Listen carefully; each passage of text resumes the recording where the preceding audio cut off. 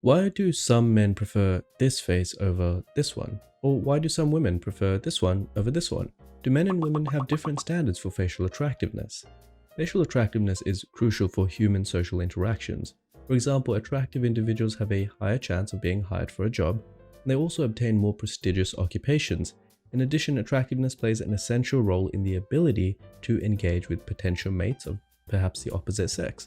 But what exactly do men and women perceive as being attractive? In this video, we're going to talk a bit about whether men and women have the same standards for facial attractiveness, and if they don't, how much do they differ by? The most important factor that influences facial attractiveness is called sexual dimorphism. After puberty, men and women start to develop unique facial characteristics due to different levels of hormones, namely testosterone and estrogen. For example, males have larger jawbones and more prominent facial features, whereas women tend to present fuller cheeks, lips, and perhaps even more developed cheekbones. This means that there are distinctive features which are considered to be either masculine or feminine. These traits can be observed both in men and women. Both men and women tend to prefer symmetry and youthfulness in the faces, but how are the gender-specific features perceived in terms of attractiveness? We can assume that distinctive masculine features in men and feminine features in women are considered more attractive because it pushes the scale of sexual dimorphism, and as studies such as Gillian Rhodes have shown in evolutionary papers, sexual dimorphism is a key indicator of making a face attractive. Basically, the men look like men, the women look like women. Generally, men tend to prefer more feminine women, as femininity provides cues to desirable characteristics such as fertility and health. On the other hand, women's preferences for masculinity is more complex, and studies on the impact of masculinity on male attractiveness have produced quite mixed results. One possible explanation for the inconsistency that we see for this sex is that studies of masculinity are often associated with dominance and aggressiveness, which can be desirable in certain contexts but undesirable in others. We also have to consider that male hormones are on a daily basis, whereas female hormones and cycles are on a monthly basis, and so there are very big shifts that we have seen in other studies where women prefer more masculine looking men at one point of the cycle and more feminine looking men at another point of the cycle. This means that men have a rather straightforward decision to make, as femininity only has positive connotations. Women, on the other hand, have a far greater potential trade-off between positive and negative aspects of masculinity, which may indicate different costs and benefits in a potential partner under different circumstances. One influencing factor, for example, is the type of relationship that people are looking for, short-term versus long-term, and this influences the perceived attractiveness of a potential partner. To study this, Little and colleagues used photographs of both male and female faces and digitally manipulated them to either appear more masculine or feminine than the original. Then they asked heterosexual men and women to identify which of the two versions they found the most attractive and which one they would be more inclined to engage with in both a long-term and short-term relationship. In other words, the authors wanted to find out whether perceived attractiveness was influenced by the expected type of relationship. The results showed that women's preferences for more masculine traits was greater for short-term than for long-term relationships. The same trend was observed for men, where they preferred more feminine features for short-term than for long-term relationships. In other words, both genders preferred distinctive feminine or masculine traits for short-term relationships, and the author suggests that masculinity and femininity as a facial feature unconsciously provide information about the quality in terms of genetic individuals. An additional interesting difference in men and women's preferences arises when considering the importance they place on facial or bodily beauty. According to one study by Confer and colleagues, men tend to prioritize bodily over facial attractiveness in short-term dating contexts, whereas women do not exhibit the same difference. In other words, when it comes to short-term dating, only men tend to emphasize bodily features over facial attributes. A possible interpretation of this could be that bodily features in women provide even stronger cues for fertility than facial features do. Another influencing factor is the environment. So the severity of the environment and the availability of resources have a role in how a person's facial preferences change. In other words, since facial attractiveness provides cues to the quality, in air quotes, of an individual, contextual factors like your environment, your socioeconomic, how much money you have, has an impact on your preferences. For example, men with facial hair might be considered more desirable under vulnerable circumstances, like when money is scarce or we're in a recession, maybe like now, as beards are associated with masculinity and therefore they can indicate dominance and aggressiveness compared to other men, because when times get tough, people start fighting, things get scary, you want very manly looking men, in theory. This is what Little and colleagues studied in their paper, Human Preferences for Facial Masculinity Change with Relationship Type and Environmental Harshness, where women and men who participated in the study were asked to choose between a feminized and a masculinized version of a face under hypothetical harsh and safe scenarios.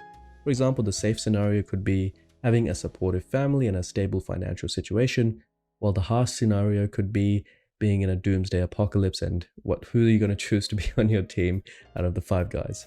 Interestingly enough, the authors found that when seeking long-term relationships, women who imagined themselves in a harsh environment preferred less feminine traits compared to when they were in a safe environment. Similar results were found for men who preferred less feminine women in a harsh environment than in a safe environment. The idea behind these results is that high-quality partners, in air quotes here, so things like attractive, high genetic quality, health indicators, those kind of things, tend to invest in long-term relationships less because they have a higher market value, meaning that everybody wants them, and so they're more likely to find other partners easily. Consequently, they're more likely to abandon the relationship during challenging circumstances, and hence they may not make the best long-term partners. In addition, a lot of people see less attractive partners as they're expected to demand less mating effort since they tend to be more available in the long term. Therefore, many psychologists have noted on what both men and women face, which is a trade-off between partner quality and the availableness of that partner itself in terms of physical investment. To explain this with an example, there may be somebody you see that's very attractive, very desirable, socially speaking, but they would make a horrible mother or father because they don't have the right skill set to be taking care of, family life. That would be, in theory, a partner trade-off because evolutionary speaking, they have all of the ticks that we're looking for as humans, but in evolutionary social domesticated life, they're just not good parents. So that's one example. Self-perceived attractiveness is another factor that influences the preference of masculine or feminine traits and overall physical attractiveness between men and women. According to Burris and colleagues in their paper, men's attractiveness predicts the preference for female facial beauty when judging for short-term but not long-term partners. Both men and women who rate themselves as attractive prefer enhanced features on their potential partners. On the other hand, those who consider themselves less attractive are less inclined to prefer enhanced features. And what does an enhanced feature mean? Basically think sharper cheekbones, sharper jaw, bigger eyes, everything that separates a face from the average face. This means that attractive men prefer more feminine features in women than unattractive men, and attractive women prefer more masculine features in men than unattractive women. When people judge faces of the same sex, there was no effect of self-perceived attractiveness on the preferences for masculinity or femininity. Since this study was carried on heterosexual subjects, this suggests that the market value effect only applies to potential mates. What that means, in simpler speak, is that people who consider themselves as more valuable partners tend to seek out more enhanced facial traits in their potential mates, their dates, their people, their crushes, people they're pursuing. They tend to look for the sharper, crazier looking features that make a face attractive. In other words, they have higher beauty standards. What's not obvious, however, is that they don't seem to place as much importance on attractiveness in context other than mating. What that means is people who are already attractive will not give you a pass simply for being attractive yourself. This is significant because, as we see in a lot of our videos on the channel, facial attractiveness has many aspects of life being covered, such as job seeking, communication, the likelihood of not getting embarrassed in a social situation. But when it comes to attractiveness and dating, it doesn't really work for other attractive people. They don't give you a pass just for being attractive.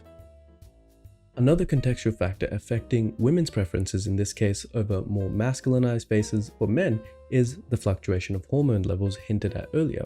In his review, Facial Attractiveness, Anthony Little states that women are more attracted to masculine male faces at their peak fertility. This may be related to selecting higher quality, quote-unquote, men commonly associated with masculine cues at the time because they're more likely to become pregnant from these men. And in this case, contextual factors such as the type of relationship, long-term versus short-term, your socioeconomic status, how much money you have, your own self-esteem and self-attractiveness, and even hormones have an important role in the perception of facial attractiveness for both men and women, meaning that your beauty standards will change to a degree based on other factors.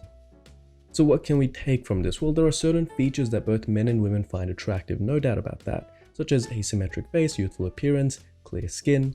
However, other important traits, particularly masculinity and femininity, androgenicity, which is what these terms are called, or sexual dimorphism, are more complex and depend on various external factors. As a consequence, the scientific literature on these traits is inconsistent and does change a lot, especially for masculinity for men.